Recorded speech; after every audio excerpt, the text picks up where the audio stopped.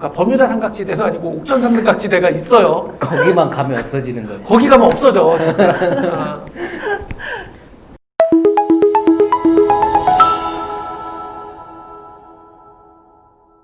자, 클레임 처리, 반품 교환 처리 절차에 대한 설명인데요. 자, 요거 확인하지요. 그 다음에 반품 접수하죠. 예, 반품 회수하는데 회수 케이스가 여러 개가 있어요. 요거 좀 여기서는 좀 보셔야 되는 게 고객이 지정 반품 택배 이용 시 판매사에 등록된 반품지로 들어와요.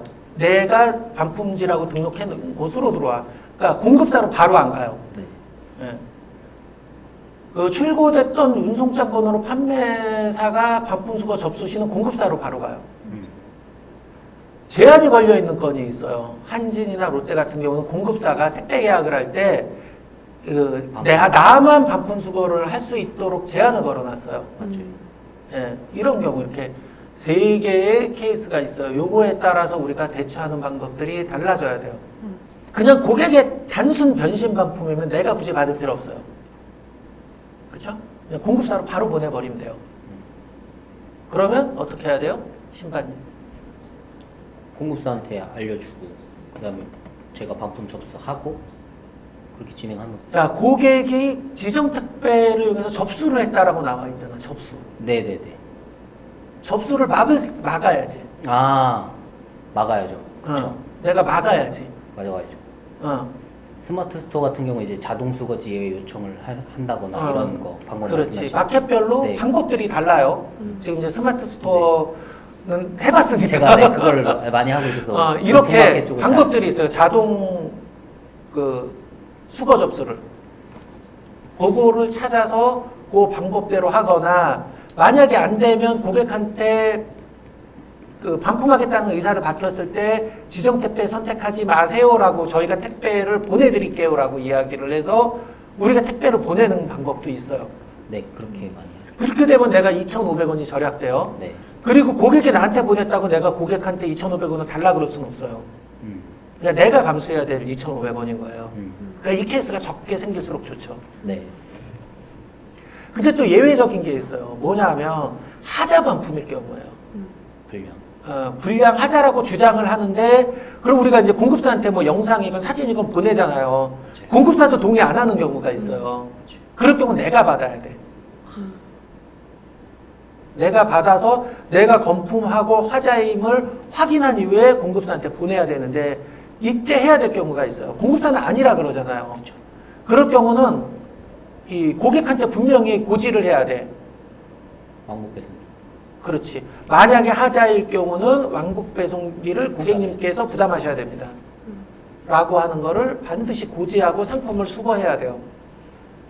하자가 아닌 경우가 굉장히 많아요. 특히 그 IT 기기 쪽이나 케이블류, 뭐 젠더류는 본인이 이 모델 번호나 이런 걸 잘못 알고 잘못하는 경우들이 많기 때문에 그런 거는 꼭 확인을 하셔야 돼요. 근데 젠더류는 싸니까 그냥 가지시라고 하고 포기하는 게 더 빠를 수도 있어요. 그 다음에 여기 있어요. 제한통운. 그러니까 CJ 대한통운이나 로젠 택배는 반송장 번호 바로 확인 가능하고요. 자, 요 부분 보시면 되고, 요건 따로 다시 얘기가 나올 거예요. 배송비 처리 어떻게 할 거냐. 옥션 반품 배송비, 고객이 자기가 돌려받을 돈에서 차감할 거냐, 아니면 옥션에다가 배송비를 따로 결제할 거냐, 이런 방법도 있고요. 무료 반품 쿠폰 사용할 거냐, 판매자한테 직접 송금해 줄 거냐, 이런 거 있어요.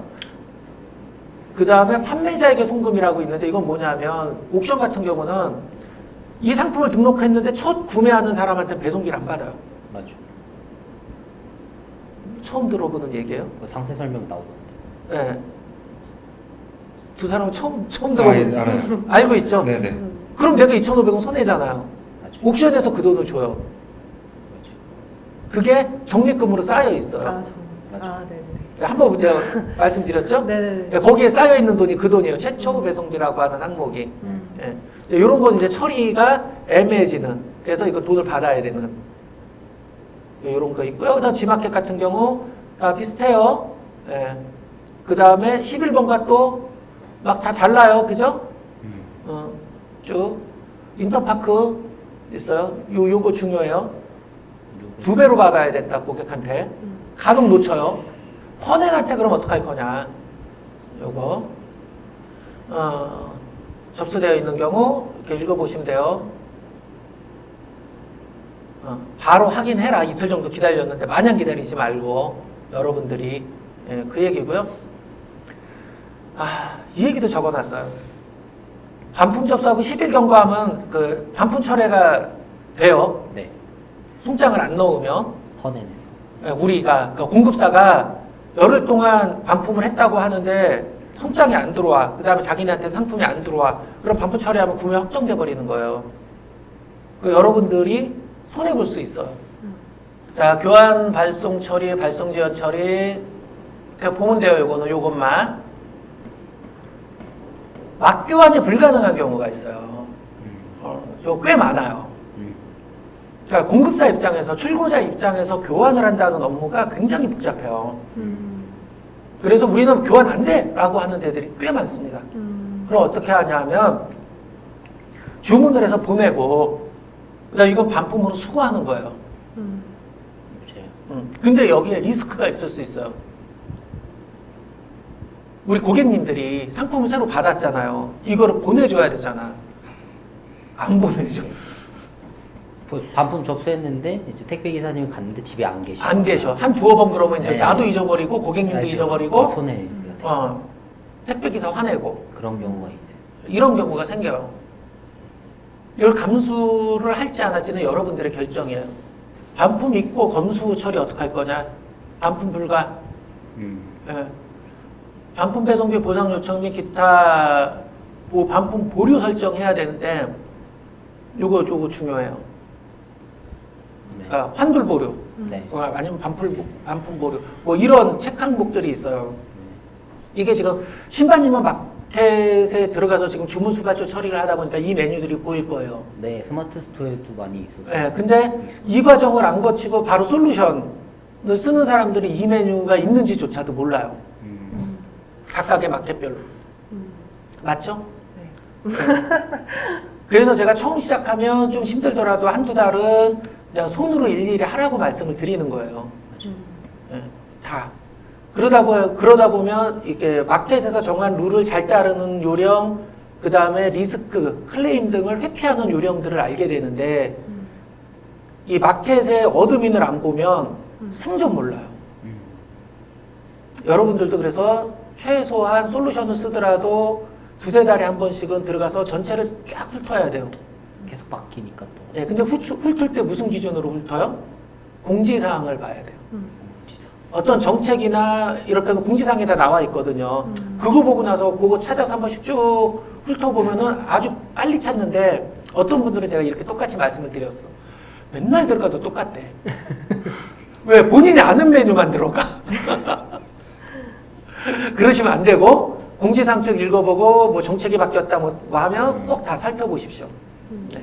요거는 두세 달에 한 번씩 꼭. 세 달에. 예. 그러니까 철 바뀔 때 한 번씩 들어간다고 보시면 돼요. 아, 예. 보면은 가. 철 바뀔 때 카테고리 바뀌고 정책 바뀌거든요. 예.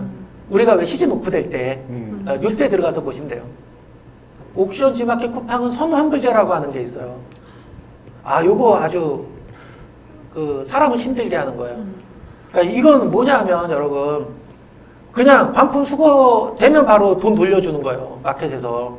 근데 만약에 이게 뭐 불량이라든지 뭐 막 이럴 경우는 이제 그 뒤에 분쟁이 생기는 이런 부분들이 있어서 이 부분은 또 따로 처리를 해야 됩니다.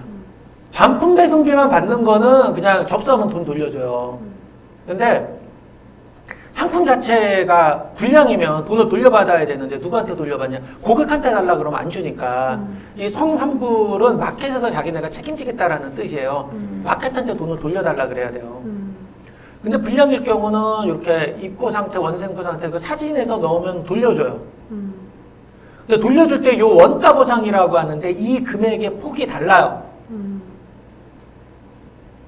초보 판매자분들은 돈을 얼마 못 돌려받아요. 그리고 어느 정도 오래 팔고 레벨이 있는 판매자들은 돈을 많이 돌려받아요. 아 진짜? 마켓도 알아요. 얘네랑 싸워봤자 피곤하구나. 그래서 요거는 그 가령 내가 판매가 10,000원에 등록했다 그러면 10,000원을 주는 게 아니라 거기에서 뭐 20% 30% DC된 가격이 너희가 산 금액이 맞지 않냐 원가 아니냐라고 이렇게 이야기를 하고 거기서 네 그래요라고 하면 그 돈을 주는 거예요. 그럼 어떻게 해야 돼요? 아니요라고 해야지. 그럼 내 마진은 뭐 이렇게 따져야지. 너 때문에 내가 손해보게 생겼는데. CS 내년. 거기서 우리는 뭘로 변신해야 돼요? 고객. 진상. 아니. 이름이 저거 다른데. 금액 작은 건 그냥 넘어가시고 그렇게 해서 돈 얼마 더 받는 게 내가 드리는 노력에 비해서 작으니까. 근데 몇십만 원짜리 이런 거는 좀 치열하게 해서 제대로 보상 받으실 필요성이 있어요. 마켓마다 다르지만 보통 7일 이내에 처리돼요. 근데 원가 보상 이거 있어요. 그러니까 싸워서 받는 거는 좀 오래 걸려. 예. 그리고 반품 입고 완료됐는데 깜빡 잊어버리고 1주 이상 지나가. 이건 마켓마다 좀 달라요. 뭐 7일인데 있고, 뭐 10일인데 있고, 14일인데 있고, 이것도 그 시기에 따라서 규정이 조금씩 변경되니까 이거 확인을 해볼 필요가 있어요. 그냥 최소 1주 이내에는 처리를 하셔야 돼. 신청을 하셔야 돼. 잊어버리면 안 된다, 이거. 네. 그거예요. 안 그러면 돈 안 줘요. 자, 뭐 이런 거. 이건 좀 읽어보세요. 뭐 특별히 어려운 내용은 없어요. 그쵸? 특별한 케이스도 없어요. 이거는. 클레임 11번과 이것도 같은 내용이에요. 이것도 어렵지 않아요. 택배 사고 케이스가 생기죠. 특히 요즘에 그 대한통운 같은 경우 지금 배송 엄청 밀리고 있잖아요. 지금 판매사분들 되게 힘들어 하잖아요. 맞아요. 그럴 때는 그 기사 링크를 하나 이렇게 복사해 놨다가 고객님들한테 문자로 보내주세요. 글로 전화하라고. 아니, 이 사정 때문에 안 된다고. 기사 링크. 기사. 택배 기사님. 저도. 미안해. 신문 기사를 해놨다가 보내면 화가 누그러들어. 이런 상황입니다. 그렇지. 뉴스도 안 보셨어요? 이러지 말고 이해해 주세요. 이해해 주세요. 좋은 방법이다.